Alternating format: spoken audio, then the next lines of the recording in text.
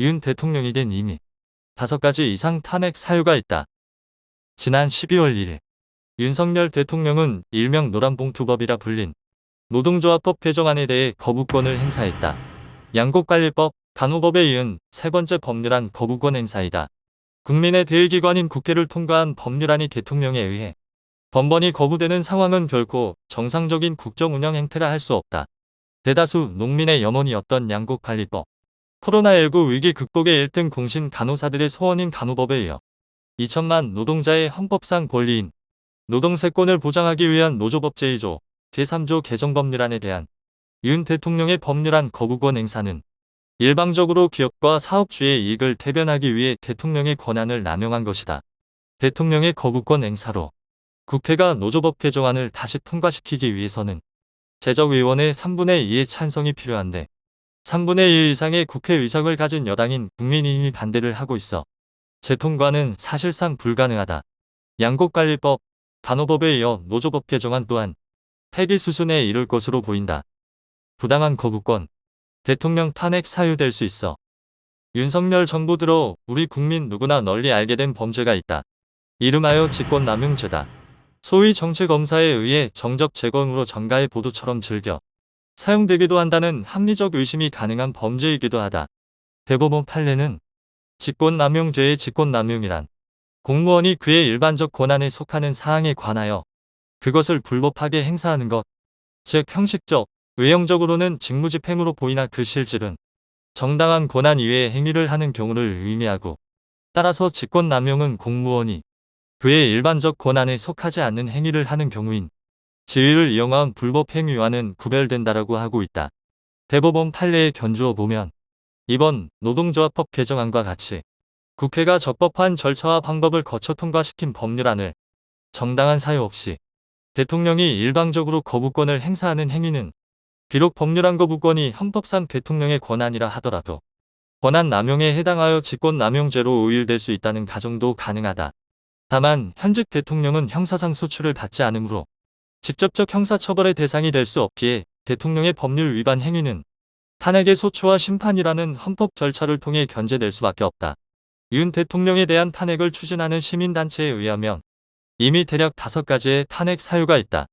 국가와 국민의 생명 안전권을 침해한 사유로 후쿠시마 해고염수 해양 투기 방조, 해병대 박정훈 전 수사단장에 대한 외압수사로 인한 군사법원법 위반, 서울 양평고속도로 노선 변경과 관련한 국정농단, 일제강제징용 문제 해결과 관련 대법원 판결을 부정하고 친일적 해법 강행, 평화통일 의무를 저버리고 전쟁위기 조장, 여기에 권한 남용의 법률안 거부권 행사가 추가될 여지가 있다.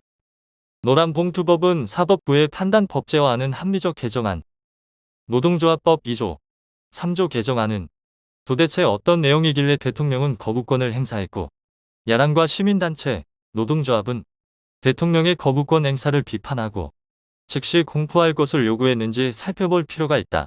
우선 노동조합의 상대방인 사용자의 정의가 확대되었다. 하청업체 노동조합에 대한 원청 사용자의 책임을 강화했다. 이는 최근 법원 판례가 사용자를 근로자와 명시적, 묵시적 근로계약 관계를 맺고 있는 자뿐만 아니라 근로조건에 관하여 실질적이고 구체적으로 지배 결정할 수 있는 지위에 있는 자도 포함된다고 한 것을 근거로 한 입법이다.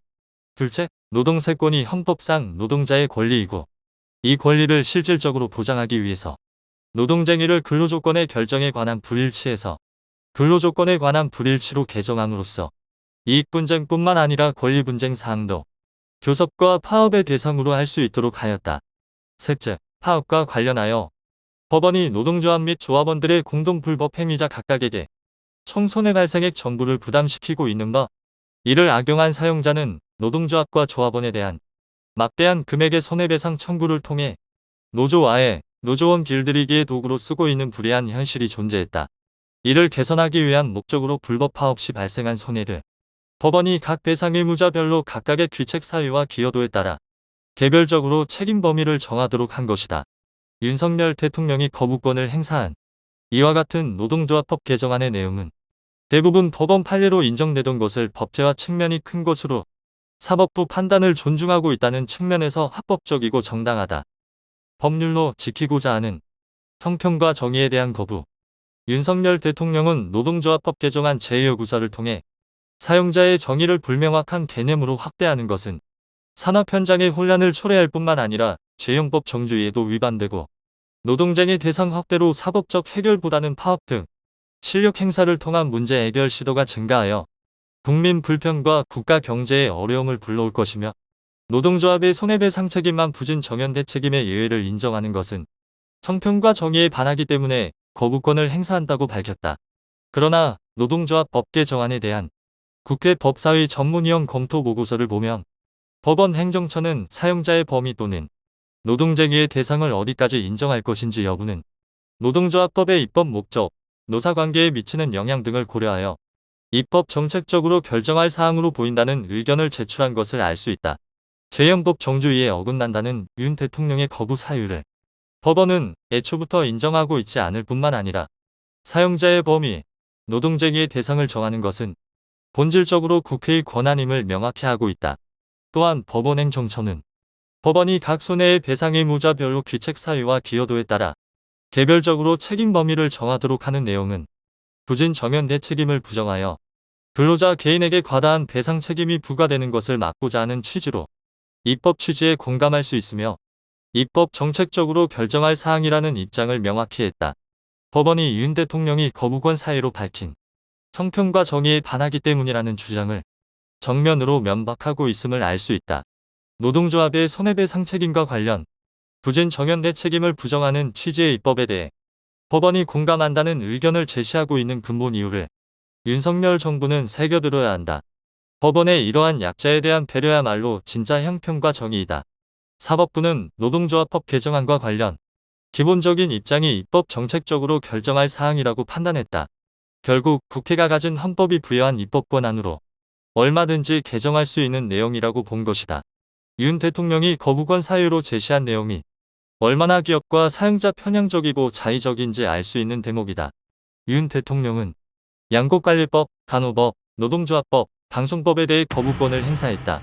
앞으로 쌍특검법으로 불리는 김건희 여사 주가 조작 의혹, 대장동 50억 클럽 관련 특검법도 예정되어 있다. 여기에 해병대원 순직 사건과 서울 양평 고속도로 특혜 의혹에 대한 특검도 줄 서 있다.